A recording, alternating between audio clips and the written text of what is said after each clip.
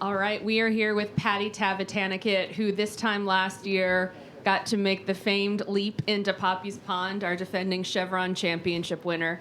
Patty, welcome back to the desert. As you think back to last year, what are some of the memories that come to your mind of that big breakthrough win here? Probably a lot of good things happened here, ever since I played my first time here as an amateur. Look back, see a lot of good stuff, look around, the views really nice, and that's what I remember most about this course is how nice the views are, and just takes your mind out of golf a little bit when you're playing. You had an incredible 4 days here last year. How locked in were you as you think back to last year? How strong was your play last year as you came to take your first major title? I think everything was going really well last year. Everything was just, happen at the right time, at the right moment. And that's golf. It's just timing. Mm-hmm. And that happened to be the week. And so I was really fortunate to, grab that trophy on Sunday. But you can't really expect to do that or repeat that because it's just life. You can't expect to, do the same thing every single day because there's going to be this and that. Not everything's going to be the same. So it's going to keep that into my perspective.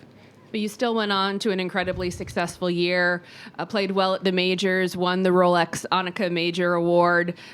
So many honors for you. Looking back to 2021 before we look ahead to 2022, what did you take from yourself as an athlete, as a player, as a person from all your successes and from the moments that you had to stop and think and learn? How did that help you grow? I think, every week you learn about what works for you, what doesn't work for you, what you do well to, perform well, what you have to do to perform well. I think that's what I learned the most. And it still is a learning curve these days. I would say at majors, I tend to be a little bit more in tune with what I'm doing. I want to be here more than just a regular event because I do enjoy my time at home, but at the same time, just being here and enjoying, embracing the beauty of it, of traveling and being on tour is also important.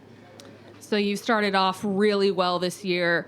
No finish worse than 26th, a couple at top 10, 2 top 13s. What's the state of your game now as you come in? You last teed it up when the tour was in Thailand a couple weeks ago.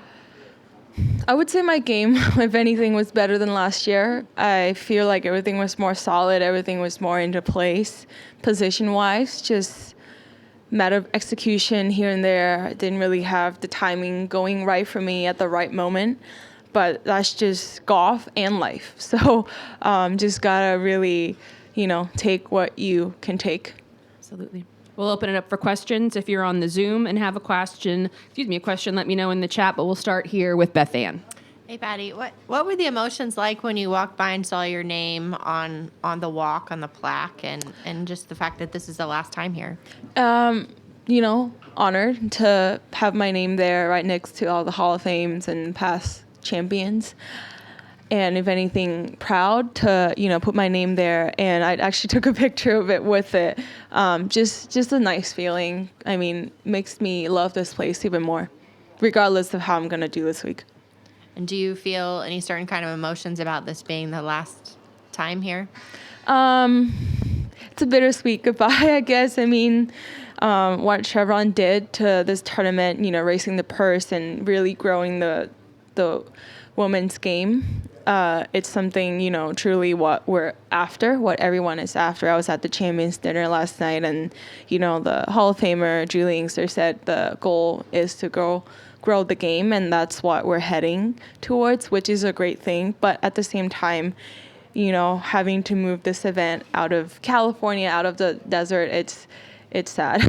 I love coming back here, but, we're evolving and we're changing, and we always look forward to what's new. If I could just ask one more, what was your favorite part of the Champions Dinner last night? Probably the food. I was cooked by Chef Thomas Keller. I was really honored to work with him with the menu, and had a really nice meal, and all the past champions that were there. Felt really honored to be there, even though it was nice. What did you have?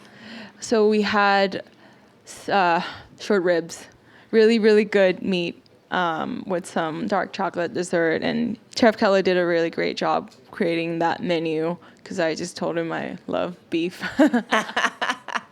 Did you request ribs? No, I just told him many kinds of steak or beef, and, he did a great job. Thanks. Awesome. Thank you. We'll go next here to Larry. You say your game is, if anything, was better. How could it be better than what you did last year here? Because you're so dominant. It took a 62 to even get close to you last year. It's just a feeling, It is, I would say it is better. That's just how I feel with my game. If anything, last year I was working on some stuff, and I happened to execute better than this year. Because if you were to ask me 10 more times, 100 times, I would say it is better than last year. It's just scores are scores. I mean, you can't really control that, but you can control what you're doing with the process, what you can do to become a better player. And I already feel that I'm becoming a better player than last year. What part about this golf course works best for your game?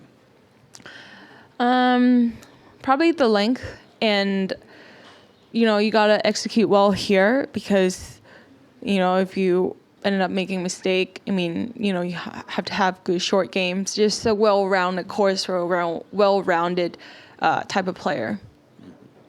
Have you been out on the course yet? And Yes. is the rough as tough as it was last year, or not quite? If you're in the rough, regardless of what the course is, I mean, it's going to be tougher to get back into position. So you just got to play from where you are. See, the proper answer is, I don't know how the rough is. I was in the fairway all day. Is that what you want to hear? Or, I mean, you're asking me. You tell him, hon. All right, thanks, Larry. We'll go next here to Kent, and then we'll go to the Zoom. What parts of your game do you consider better now than a year ago? Just well-rounded, more shots,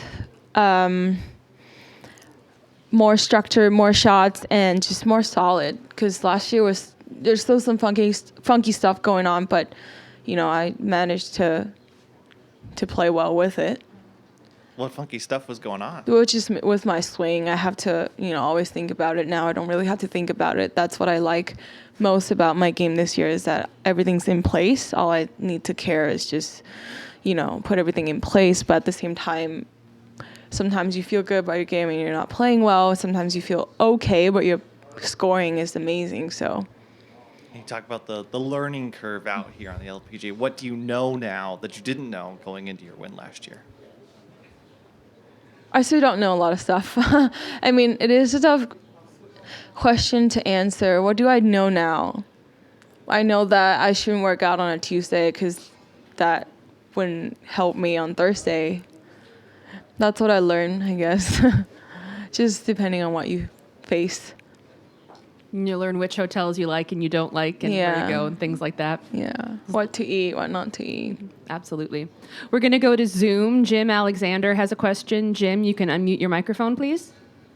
Hi, Patty. I remember talking to you a few years ago when you were out here as an amateur, and you came out here rather than going to Augusta. I think that might have been the first year of Augusta's Women's Championship. Kind of talk about how you came to that decision and how your appreciation of this tournament once you became a professional and came out here year after year. So I remember that year I came out, and it was a tough decision because, I mean, like, you're giving up an opportunity to go to the Augusta National. I mean, it's, at the end of the day, I stick to what was best for me.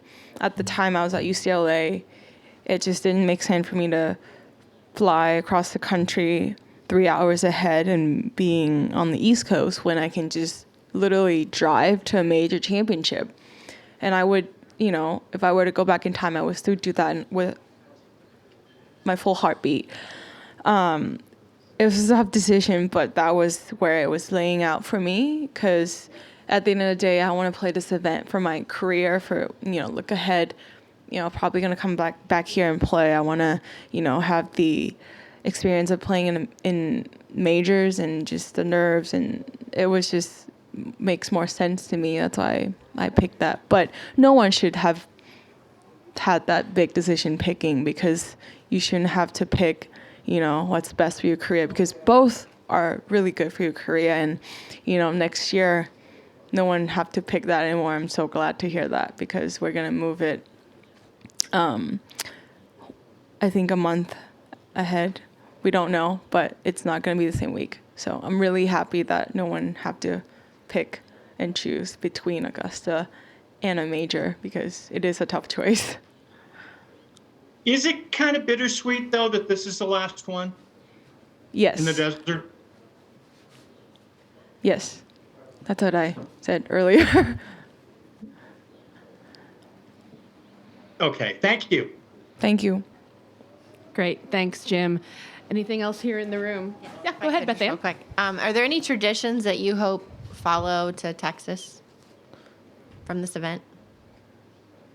I would say the pond, jumping into the pond, that's just, when you come to this major, like, you imagine the winner jumping into the pond. But, I really hope they do that, continue that tradition. But if anything, we're evolving, we're changing, and, the girls out here are always open for it. And what's your strategy coming down 18 in terms of when it's a green light for you?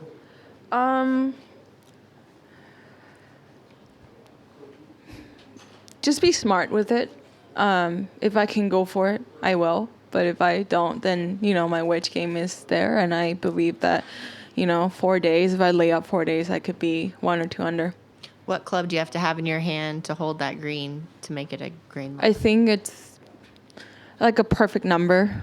Doesn't have, 5 wood or 3 wood might not be ideal, because we don't have a backstop anymore. Mm-hmm. But it just has to be, everything has to be perfect. Perfect condition, perfect lies, perfect club yardage. I agreed on that with my caddy, that, you can just wedge it in and make a putt too. Thank you. Anything further? All right. I think we'll wrap Thank it up. Thanks you. so much, Patty.